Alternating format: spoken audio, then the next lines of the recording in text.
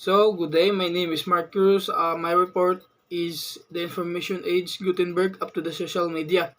So, the objective of this report is to explain the importance of the social media sites to modern day living.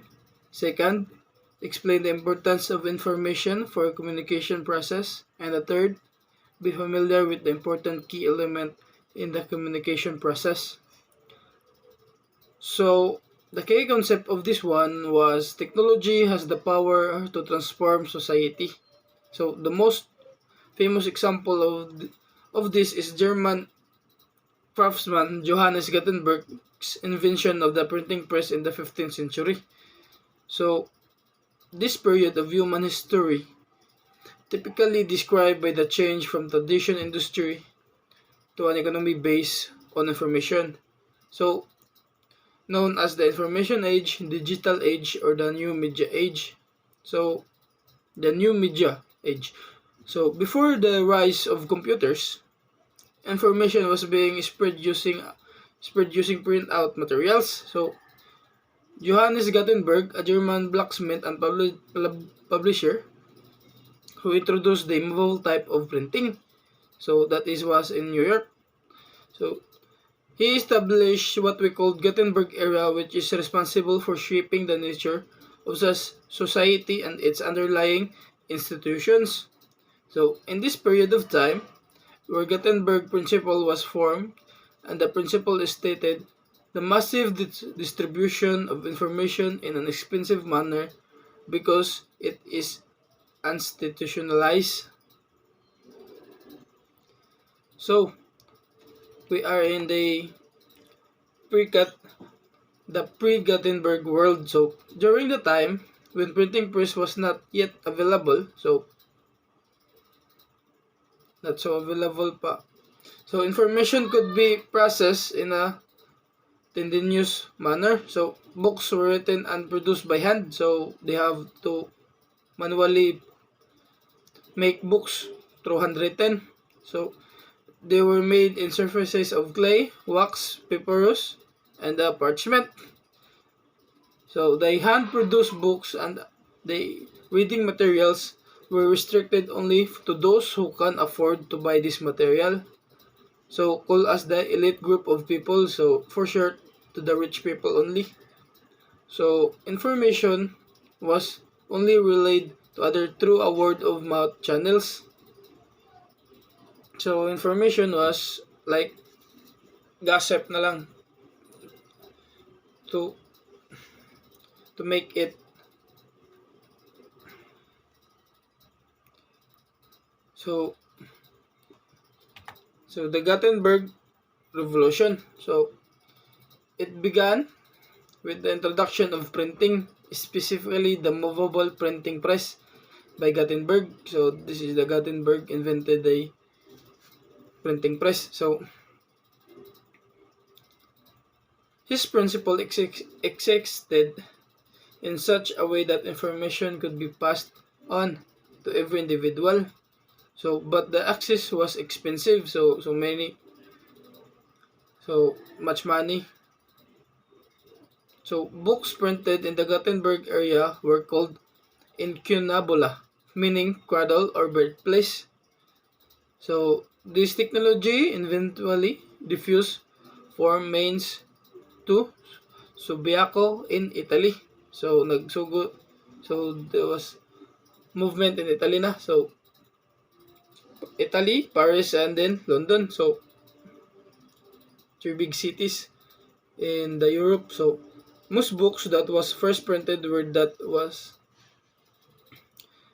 of religious texts of the medieval period that were initially written in Latin. But as time passed by, some books are written in local language, which made them available and understandable to common people. So, scientific and geographic discoveries spread at a fast rate, as well as medical books were also published. So, there were so many books published na during this time. So, the rise of institutionalized and mediated channels was evident during this time. And then the best example was the media.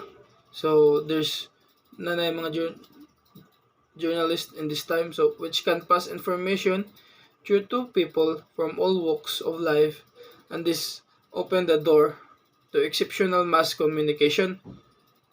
So, but during this period of history, to distribute information to a lot of listeners or audience or viewers, one must have a ton of money, and it was very costly. So,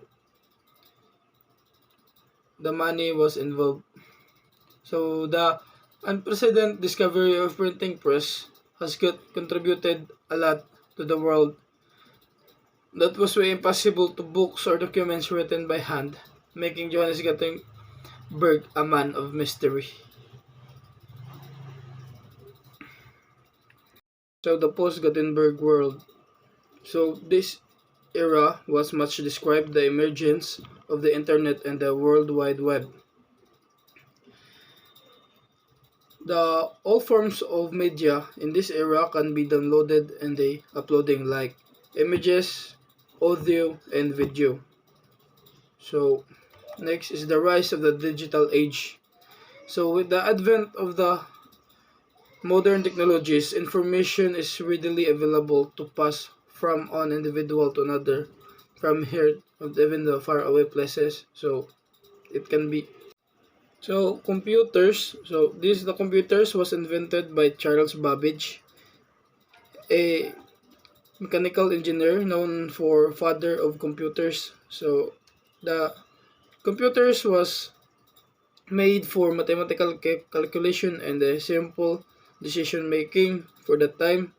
So the mainframe computer were large room size so that it can be faster than the human brain to calculate some mathematics. So the internet was invented in late 1960s in the US California. The main purpose of this one is to communicate with the other scientists rather. So Vinton Cerf and Robert Kahn was the man behind of this marvelous technology. So the first problem they encounter of the internet was the speed of its processing data. So the company Intel developed faster microprocessor to process data quickly. So they invented the fiber tech. So World Wide Web, so invented by Sir Tim Berners-Lee. So the World Wide Web, so the homepage was basically for commercial purposes. So that would be all.